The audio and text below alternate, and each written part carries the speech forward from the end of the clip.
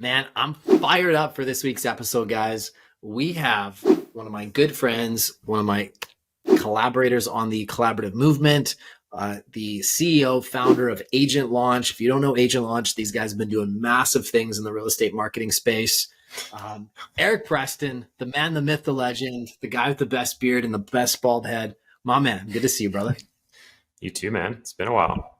It has been a while. You've been busy. You've been working on some pretty innovative stuff, I hear, actually. I'm really excited to kind of do a deep dive on that today. So you've sort of been in the process of kind of relaunching things a little bit with Agent Launch. You guys have had a lot of success in different things that you've done, but your bread and butter, people don't know your backstory. I mean, how you started in real estate is because of your marketing genius. So maybe tell people your backstory in real estate. I like what you just said, relaunching Agent Launch. Yeah, to a degree. A lot of launching there. Yeah, it feels super meta. And I'll tell you about my meta launch idea that we're doing soon. But it's pretty funny that it wasn't so long ago. Well, it feels like forever ago that you and I did what we're doing together, but for a different reason.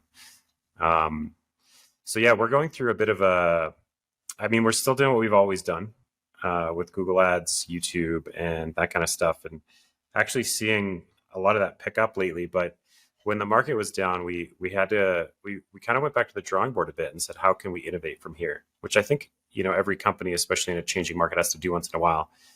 And so, yeah, I'm happy to get into what that looks like, but we're doing some pretty cool stuff that I don't think the industry has really seen before. I'm so fired up. Well, I got to say, first off, Eric and his team have been running our Google Ads for over 2 years.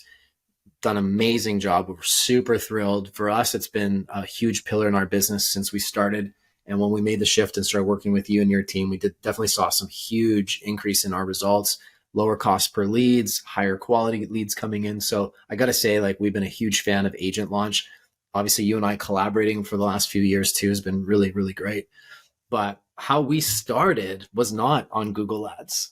It was in marketing. I remember you helped us create our first kind of online course that we could offer. And we were just blown away that in the span of an hour, we could generate a whole bunch of new clients, have a massive ROI. And this was something that you just had done for years. So maybe tell people a bit more about that backstory and kind of lead up to where Agent Launch is sort of shifting some of its focus. You're still going to do Google AdWords and the things that you're known for, but you're adding an element which is actually what you started with. So I'm curious. It feels very full circle to me. And funny enough, I had a client reach out today in Calgary who wants to chat about working together, and she joined our Yashu and I's original program back in the day. And I was like, it feels like it's all kind of coming together. So yeah, when I got started with my old business partner, Yashu, who Jason's familiar with, we started out we were a real estate team together. So I worked for a real estate marketing agency. Him and I worked together. We branched out, came agents, became a real estate team. Anyways, it wasn't so long after that we got into, we were doing our own Google Ads. We were having success with that. And then we just had a lot of people at our brokerage wanting us to teach them how to do it. So that's what we did. We created a course. We studied a whole bunch of really brilliant marketers. We took, I think, 4 courses on how to sell courses. And so we became familiar with what many people know as a webinar funnel. And I feel like collectively we mastered that process after going through 3 or 4 courses together from guys who are doing, several millions of dollars a month doing this. And so that's what I was telling you about. This client actually bought Real Estate Marketing Mastery, which was our first program way back when. And we were selling this on autopilot. We had a really value-driven webinar we were running that was generating purchases of our program. And I mean, to this day, I've done well over at this stage of $1 million in direct sales from webinar funnels. And that was something that Jason and I collaborated on because Yash and I were talking when we started talking. I'm like, man, Jason's so brilliant at his craft. What if we were to help him launch a webinar funnel? And that's exactly what we did. And we can get into that a little bit. But from there on out, I ended up starting a Google Ads done for you program, and that's evolved over time to include YouTube and ISAs, and now what we call REOAs and video editing and systems build, and a whole bunch of stuff to solve more problems that I think agents need. But in this process of kind of reinventing ourselves, we're like, how can we really bring a lot of value? And that's kind of where we're at now. Is we actually have our first 3 webinars scheduled for the end of the month with our clients. Currently, we're just working with like some of our clients internally who kind of already trust us because we don't have a lot of social proof with this offer other than what I've done personally. But yeah, we're helping clients now build really specific offers, a value delivery platform, which is a webinar. We're going to be working on automating those and then actually running YouTube and Facebook ads to those webinars to generate leads. So the structure of it is you build a Grand Slam niche offer. You have a value delivery platform, which is, like I said, a webinar. You automate that, and then you generate leads, new eyeballs to that offer, and you have the value delivery, the webinar, actually warm up prospects for you. It takes a lot of the burden off of you to, only do that over calling and texting or email. You guys, I got to say, because I've done this system before, it is probably what, other than referrals from people that have done business with us, it's probably our number one referral source. And it's so impactful that webinar, that 1 hour of webinar that you do builds so much value and trust to the audience that you can drive a lot of new client acquisition, new appointments in a very, very short period of time. It's crazy how well this works. I don't know why we don't do it more often. That's something I was telling Joe today. I was like, we need to be doing this consistently as a game plan, because every time we've done it, the ROI has been better than anything else that we've done. But I think sometimes we think, well, if we run the same webinar too much, maybe it'll feel saturated. So for those people like me that, as I'm sitting here self-discovering that like I should be doing this weekly, what would you suggest to those people that are maybe sitting on the fence about running a webinar strategy? What would you say? I would say it's very hard to do effectively. And so you need to have the right resources. Like you went through the process with us. You remember like from day one, it was like, you remember how much goes into it to do it properly, to do it right. But once you do it right, it's incredibly fruitful and it's very worth it. So partner with, make sure you have good people behind you is the first thing. But understand that like you need to have a good offer. And the reason a lot of people fail at YouTube ads, because a lot of agencies and agents have tried and failed at YouTube ads, is it's a very finicky platform, and you need to have a really strong video presence. You need to have a really strong script. You need to have a really strong offer, a really strong funnel that you're driving that traffic to. And a webinar is perfect because if you think about a decision to buy a house, I always say this when I'm coaching YouTube, a decision to buy a house is not something anyone takes lightly. So sitting in for a 45-minute webinar is not too much. Like a lot of people have this idea that you're going to lose people's attention, right? And you need to make short content. But I've actually found the opposite, is long form content always wins. And if someone's going to be buying a property, they're going to be willing to watch a session that's 45 minutes long, that's going to deliver some value to them. And I think you can go as niche or as broad with this as you want. We're really big fans of niche marketing in this context, having a really strong niche offer for anything from like pre-construction, retirement, specific communities, specific areas, whatever your niche is. First-time buyers, right? Like move up, move down. You could have an off-market offer. You could just have something as general as the Sims method, for example, which is a specific thing that the Sims real estate group does that you want to teach people about in an automated webinar format that's going to do a lot of that trust building for you. And the big thing that happens, which is really interesting, like if anyone's generated Google ads or Facebook ads, those leads are top of funnel. You have not built trust with those people yet. You have to get on the phone with them and teach them why you're worthy of their business. And with a webinar, you almost get people coming to you wanting to work with you to take advantage of whatever your specific offer is. And so you could think of a webinar as an automated digital listing presentation if you want. It's your offer, which is what your listing presentation is. It's your offer. Why should they work with you? What do you have to offer? What are you going to do for them that's different than anyone else? And so it's a way to create a value delivery platform that'll hit many people at the same time and then automate it so that it's not, the output of that is not tied directly to your input. And you need to separate the output and the input of things as much as possible to give you leverage. And I know you know what that's all about. So that's my take on it. I think it's not something people like come to Asian Launch for. They're like, hey, I want to build a webinar. It's like, that doesn't happen. They all come to us because they want leads. And then that's where, because we put out a lot of content about Google ads and all this stuff. So we've yet to put out the content about this. Sure. I mean, we're doing that right now. Yeah. But I know that more and more people are going to come to ask when I teach them why it's important, because it's like they don't know they want it yet. Yeah. And guys, I know because I've done it. You're going to want this and you're going to want to partner with people like Eric and his team that know how to do it. I would have never been able to generate the direct sales revenues that we did without your guys' mentorship, you, Yash. It was crazy, like how much Joe and I learned through that. And I kind of kick myself because there's so many places you can focus on marketing wise. And this isn't something that most people think of. In fact, I'd say a very small percentage of agents think about this, but this is like bottom of the funnel stuff that is like ready to go. These are clients that once they've gone through your webinar and your value, they're ready to buy, they're ready to work with you.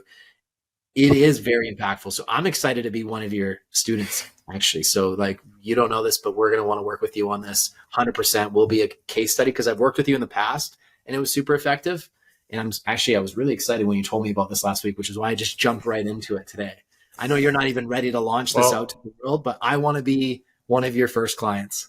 We've been kind of quietly launching this with our existing clients, and yeah, obviously we're happy to collaborate on this. I think we've been building this for 6 months, kind of behind the scenes, actually. So it's been a while, and I think the infrastructure we've built is really, really strong. So we're having the opportunity, which has been really fun but challenging to do when you're our size. We have a team of 19 people and over 150 clients. So it's not easy to do on the fly, but we've been building it in the background and we're really happy with what we've come up with. And it's always hard for someone to buy a product that I always look people in the eye when they're interested. I'm like, look, I don't even have any social proof right now. I can't tell you.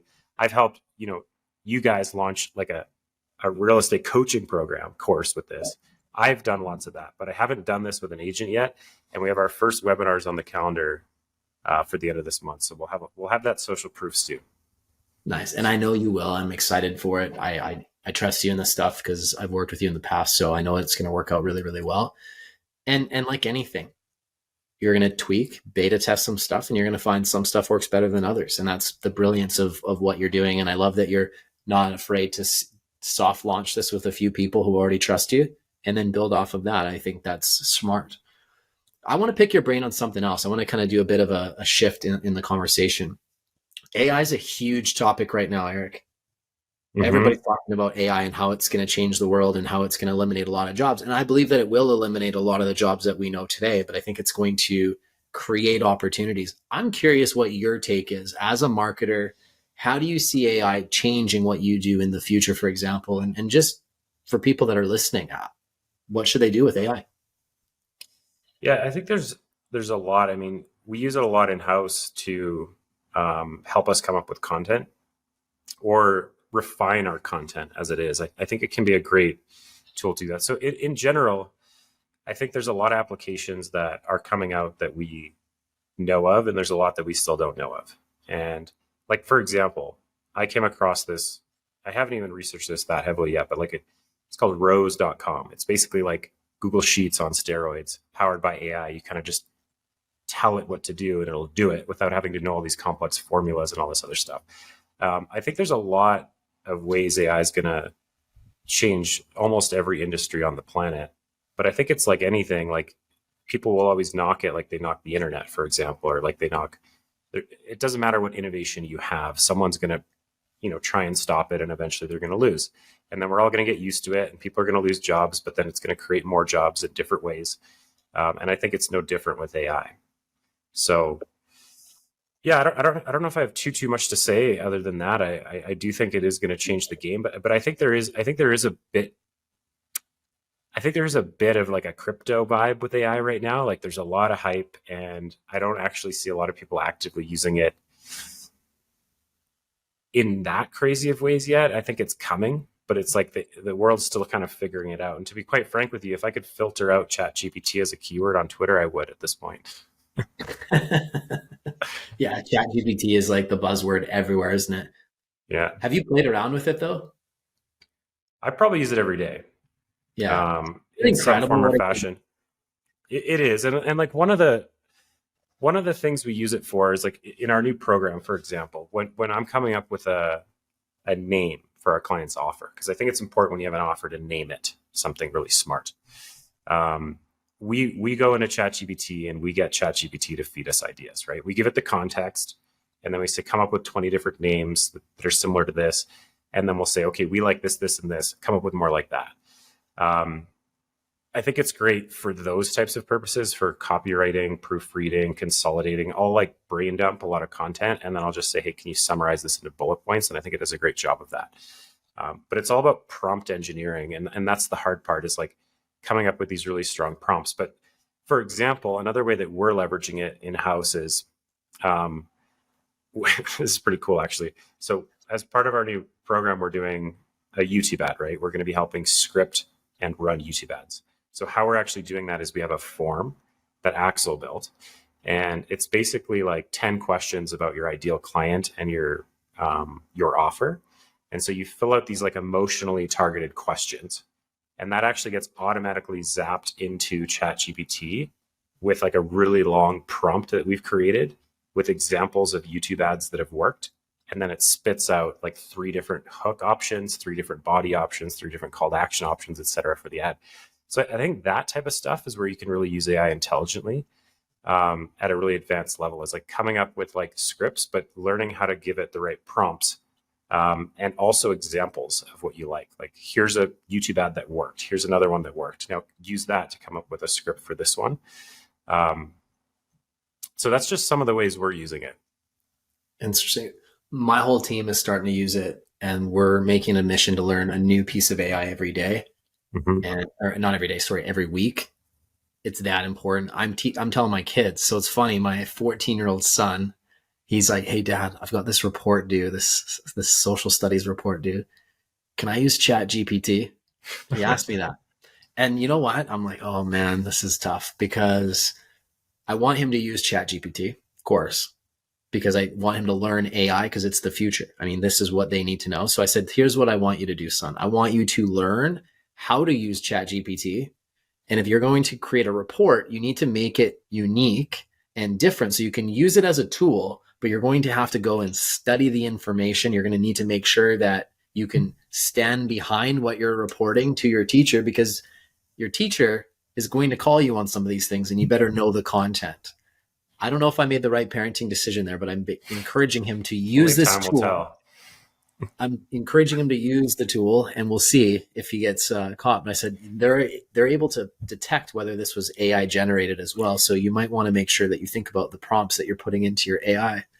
Now, I feel horrible because I'm not that dad that is going to be all over my kids about their grades. I'm more that dad that teaches social skills and like, hey, who are you interacting with? What are your leadership skills? You know, accountability, that kind of stuff. Because I actually don't think, unless you're going to university to be a doctor, a lawyer, something specific, I think it can be a big waste of time for a lot of people. I know that sounds bad, and people are going to flame me for saying this, but you can learn so much more by going out and learning marketing and trying some things, getting some people skills, some sales skills. You're probably doing better in life going out and trying things and wasting time to go to university to get a Bachelor of Arts degree. What are your thoughts on that, though? You might disagree with me, and I'm okay with a debate. I don't disagree with you at all, actually. Before I left Canada, I remember I smashed my degree on the ground, threw it in the dumpster. My parents didn't like that very much, but I was like, well, I sold all my stuff and I left Canada. I don't think I'm going to haul this useless degree around with me. So I couldn't agree more. I think if people want to, spit on it and say, hey, like teaching kids to use AI is cheating, well, you're just denying the factual reality of the future. Right. And the reality is we're going to get used to using it in that way.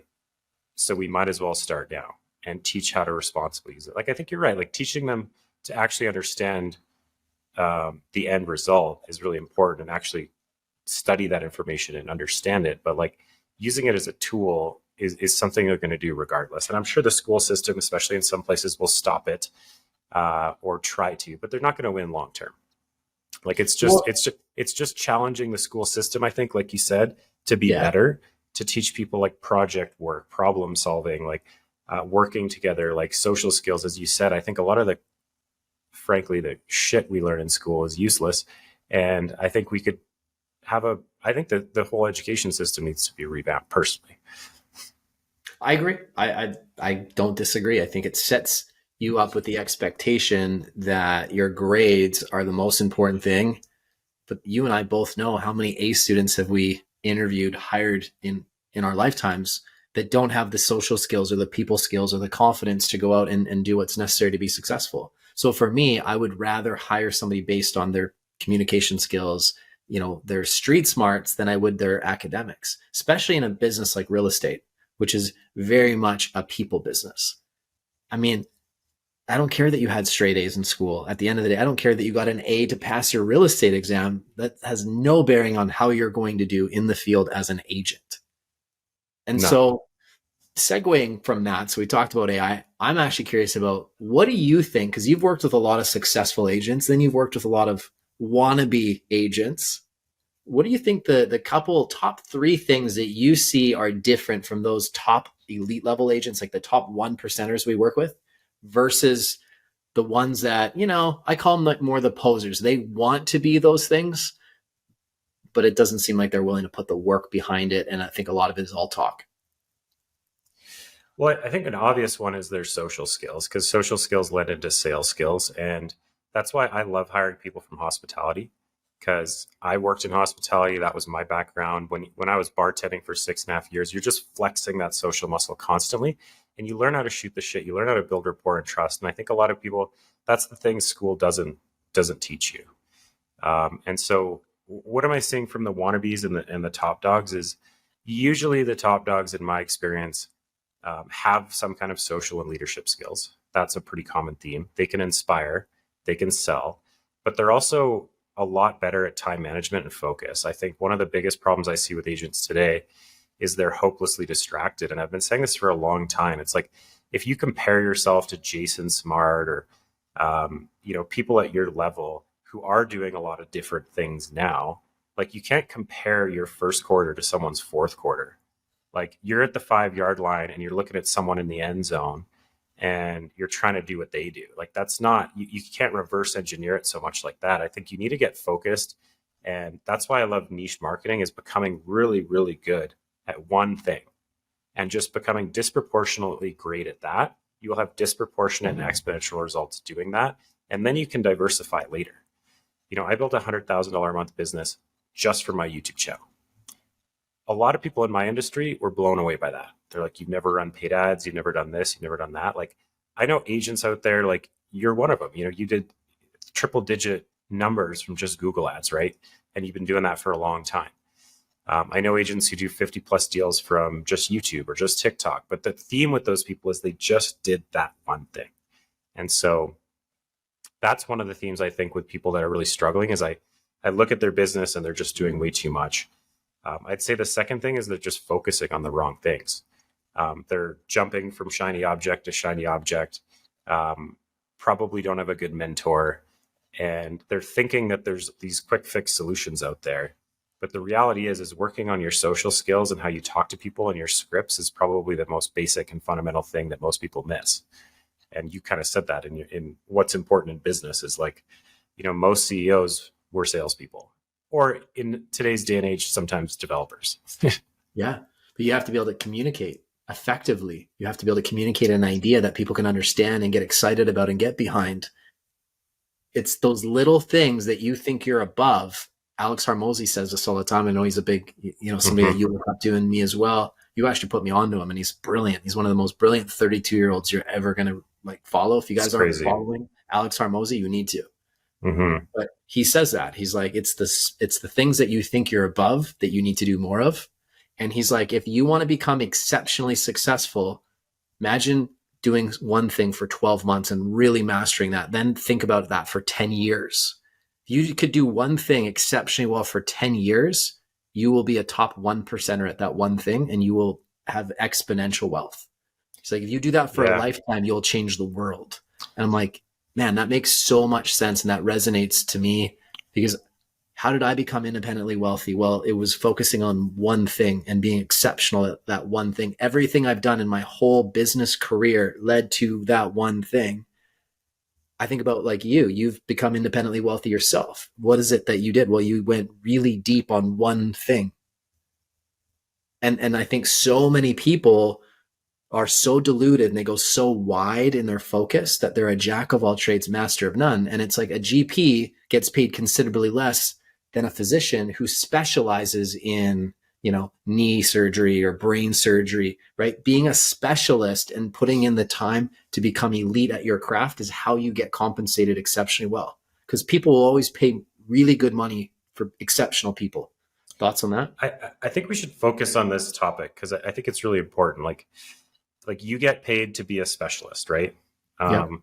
Like for example, like I was at the doctor 2 days ago because I have breathing issues in my nose. And so I looked up the best doctor to do this one surgery in Mexico City. And that's who I went to see. And I was so impressed. I'm like, I'm going to pay him more than I'd pay anyone else to do this surgery because he's so good at it. Because I have like a deviated septum or whatever, right? And so like Yeah. our new vision at Asia Launch is to turn the real estate industry into a more specialized field. Because I think that's almost what it needs to a degree, is when you go to a lawyer, you go to a specialist. When you go to a doctor, you want to go to a specialist. Unfortunately, in Canada, you have to go through a generalist first, but in a lot of countries, you go to a specialist. When you want a house or a property, you generally go to whoever your friend refers you to or whatever. And so we want to create an environment where you have more specific, more niche offers so that you can simplify the operations of your business by focusing on one avatar and becoming really known for that. And because we're like changing, pieces of our business, I recently brought on a creative director and he was asking me like, Eric, at this stage, it must be scary to make such a big change. And as I was walking through the idea of this new program and this like niche marketing angle, he's like, he was just relocating from Vancouver to Toronto and he wanted a loft. And so in his search for a loft, he found this girl who branded herself as the Loft Queen, and she just focuses on lofts in Toronto. He ended up working with her and he's like, I get it now. Because she's so big in that one little niche that she's just known for that. She becomes searchable, right? Like I'm working with a client. Here's another example of getting focused. He's a 20-year PGA professional. I'm not going to say where right now, in an area of the US that has a lot of golf courses. He's played all of them. There's like 150 of them. He knows every golf community, what it takes to get in, who has availability, what the courses are like. He knows it all. So if you want to buy a golf property, like he's your guy. Like that's the power, I think, of niche marketing is people think by focusing on one thing, it's going to narrow your reach, but it actually expands your reach because you just attract people. And even if they want to work in a different parallel, you've just built trust with them. They often say, hey, we're not exactly in your niche, but would you still work with us? And you'd be like, yeah, of course. So it actually, like being the bigger fish in a smaller pond has so many runoff effects that are just incredible. And like like you said, Jay, it takes so much input and time to get there. Like I think Hormozy said it. He's like, it was something like 90% of podcasts don't get past episode 11. And he's like, how are you going to expect disproportionate returns when the average person can't even get past episode 11? To win, it's easy. You just have to be consistent over time and you're going to become better. So when I got into YouTube, like I had already done like 150 in-person or online workshops for my previous job. I had an advantage, but I put in the time doing that, working my presentation skills that translated well. Like you're someone who's an incredible presenter as well, but you weren't born that way. You did it over and over and over and over and over again and just became great at it. And that's why I remember when we did our webinar together, you put on a show, man. I remember that. That was awesome. And so if you want to be good at YouTube, if you want to be good at Instagram, TikTok, if you want to dominate a niche, you need to plan that and spend a lot of time in it, refining your craft, become that specialist. And that's when you're going to reap the disproportionate rewards. It does not happen overnight. It takes time. You can do it. Nobody's born with a specialty. It just takes exercising and flexing that muscle over and over and over again. It's funny. I read a book recently on success, and this is exactly what they talked about. They said, some of it is like timing. So like getting in the right thing at the right time. Like I have a really good friend of mine. He studied and really mastered AI in the last year. And so he's been very laser focused, niche focused on like how to use AI, ChatGPT for real estate and the key prompts. And he's built a really great business just doing that. Well, he's blowing up so fast. Why? Well, his timing was excellent. But what did he do? He became an expert at one thing. He's good at a lot of things, but he really went deep on that one thing. And I think about like all the most successful people that I've met, they're generally really deep at one thing first. And then from that, they build off of it, but they get very deep. And so the premise was if you spend 10,000 hours on one thing, you will become a Mhm. master of that one thing. And so many people come to us, Eric, because they see our highlight reels, but they don't see the 16, 17 years before that. They don't see all the grind and everything that we did before getting there. So all they see is the highlight reel, and they think, well, I want to go from zero to that immediately. And it's like, there is no shortcut. You can get cheat codes, which are going to speed up your ability to get something, because I can tell you from changing the rooms that I've been in and being around successful people, it's allowed me to get there faster. But I couldn't like just go from 0 to 10, right? Like I had to build put the time in. I had to build the muscle memory. I had to put in the reps. I had to learn about leverage. And I think anybody listening right now, if you are one of those people that you can look yourself in the mirror and say, I haven't put in the reps at what I'm doing. Like I am not competent in my skills as an agent, for example.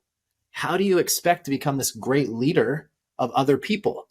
How many people just try to think, well, I don't want to do any prospecting. I just want to do busy work and have other people do that for me. Well, none of the, I've never coached anybody who didn't have at least the conscious competence become very successful by just leveraging everything out to people and have them look up to them if they don't know how to do it themselves. Have you found that? Like have not found anybody that I've coached who couldn't consciously do it themselves first. Yeah, totally. No, I completely agree. And I think like to your point, a lot of people, speaking in football terms, because I know you're a football guy, I think a lot of people want to throw the Hail Mary. And they like it's not about a Hail Mary. It's like you got to run down the field, and you can run faster if you're focused, or you're going to run real slow if you're trying to put in the reps, as you say, into 10 different things. You're going to go real slow at all of those things. But if you just concentrate your efforts, like I'm a big believer in concentration over diversification. I even made an episode about this on my YouTube channel, but like concentrating your efforts can be incredibly valuable, as we've talked about. But I actually did a business consultation with a client. I think it was last week or the week before.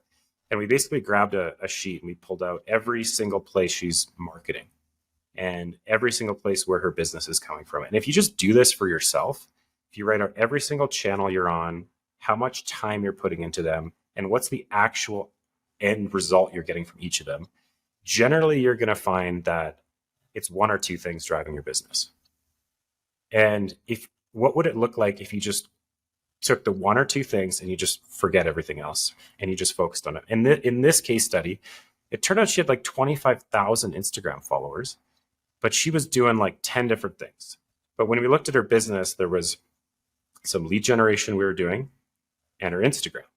That's where all her business was coming from. It was like 0, 0, 0, 0, 0, 0, 0, 1, and 4 deals in the last like couple of months.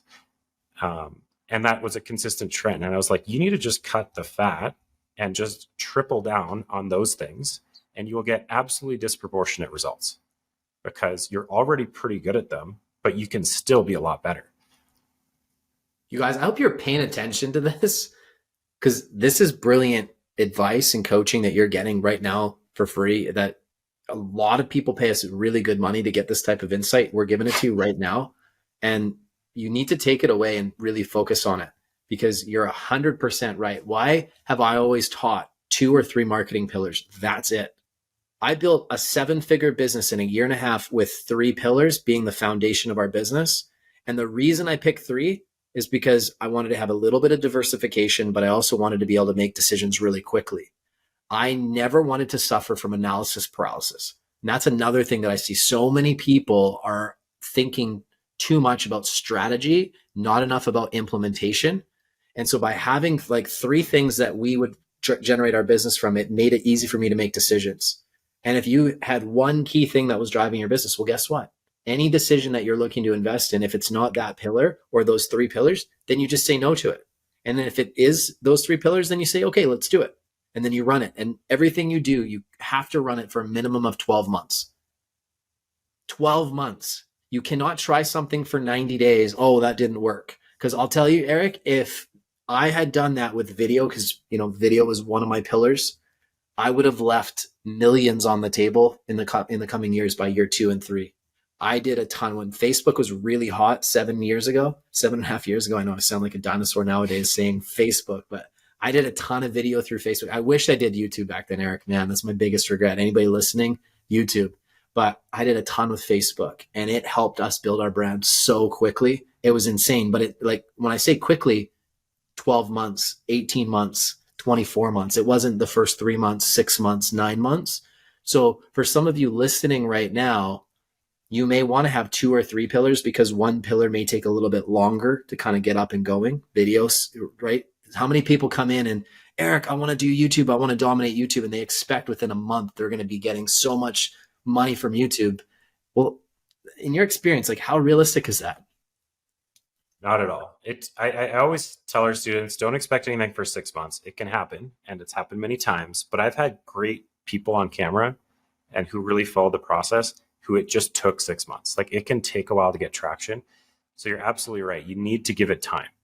And the question I would ask anyone is, like, if I asked pretty much any agent out there, like, do you want to be known for something? What do you think they would say? Majority of the time they'd say yes. It's like, why are you trying to be everything to everyone then? Because it's FOMO. It's fear of missing out. And so I think, like, if you want to be on YouTube, just put all your damn energy into YouTube. Like, it's okay. Yeah. Like you said, if you have 1 or 2 other things going on, it's not like you have to be just doing one thing, but you should put the majority of your energy into 1 or 2 things, so that you can become known for something, so people know where to go to get you. And it's important also to strategically, like, plan that stuff. Like, one of my clients said it best. She generates new eyeballs through YouTube, and then she sells them with Instagram.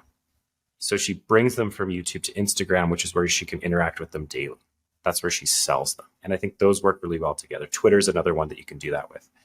And just becoming really, really good at those things, because I promise you, once you have an audience on one platform, it's really easy to transfer that to other platforms, but it's hard to build them all up in tandem. I love that. That's some more just amazing knowledge that you're dropping today, Eric. I could sit here and talk to you for hours about this stuff, man. We have so much to catch up on. We've been so busy building these companies, and this is nice, man. I'd actually like to have you on in a month or so, if you can make some more time, just because there's so many brilliant things. And I think by that point, you'll have a few more case studies of your program, which I know is going to be a huge success that we could talk about. But guys, if you're listening, if you want to get a hold of Eric, what's the best way for people to get a hold of your company for any of their real estate marketing services? Yeah, if you're interested in, Google Ads and YouTube, we have a great program for that. That's super well refined. You can just go to agentlaunch.com, fill out our short form, and book a call with us. Or if you're interested in our new program, it's the same process. Just go to our website. That's if you're really interested in creating a grand slam offer, niching down into something and really dominating that niche. That's what we're really focused on from now and into the future. So just go to agentlaunch.com. The rest will be pretty simple. Love it. Love it. This is so timely. Where I was sitting at lunch today with my right-hand man, Joe Moretti, and we were talking about our coaching company. And we were like, we need to get very narrow with our focus. We've been a little bit wide with our content strategy. And it's like, what do? Well, we develop top 1% leaders in the industry to be conscious, competent in real estate. That's what we do. That's our specialty. And that's what we need to get very deep on, because we found ourselves being a little bit wide all over the place with, like, content and everything else. And it's like, well, we're kind of confusing people. What is it that we do exceptionally well? We develop conscious, competent, elite level, top 1% agents. Those are the people that we make the most impact with. And we've had some amazing students that we've worked with over the years that have built some great businesses, and it's so much. Go ahead. Yeah. If I can add to that, I think you just said something brilliant, which is, like, when you get really specific about who your client avatar is, everything else gets easier, because you can start to create your marketing, your messaging, your website, your everything to just speak to that one audience. So for you guys, you help, develop elite leaders. And I've known that from working with you guys, that is something you're great at. Our new audience is agents with an audience. It's agents who have a following, who have an email list, who have a following online, who can work a camera a little bit.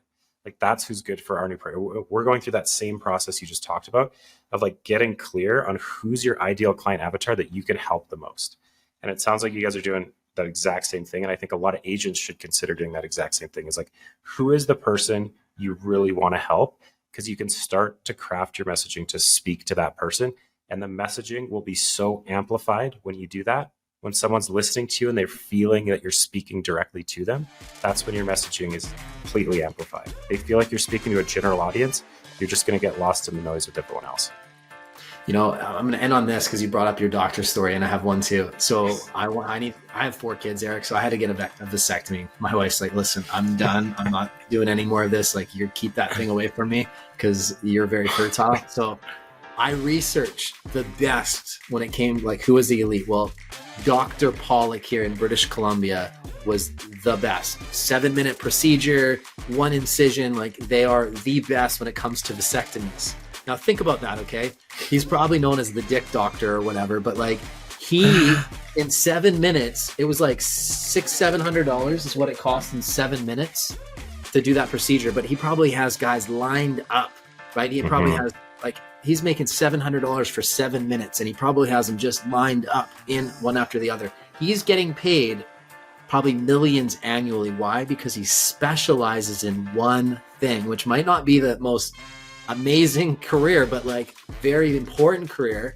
And he was the guy that I specifically sought out because he was the best at his craft. And I guarantee you, he makes more than anybody else in his field and is a leader. So are you a leader in your field, or are you just a generalist? And if you are, you need to invest in your skills, your knowledge to become the most conscious, competent, and the best, most elite agent in your marketplace, to be the best leader in your marketplace. And whatever industry that you're in, again, that's what you should be striving for. And you can't cut too many corners. You're going to have to put in the time. And I think you can get cheat codes from people like Eric and I, and we'll definitely help you get there faster, but you still have to put in the work. There's no easy way. There's no red pill that you can just take that magically makes everything happen. So if you guys take anything away from today, get very deep and get very laser focused on what it is that you do. What is your niche? And I think that'll change your life. Eric, thanks again, brother. It was so good. I enjoyed this 40 minutes with you. Thanks, man. Likewise. All right. Thanks, bro.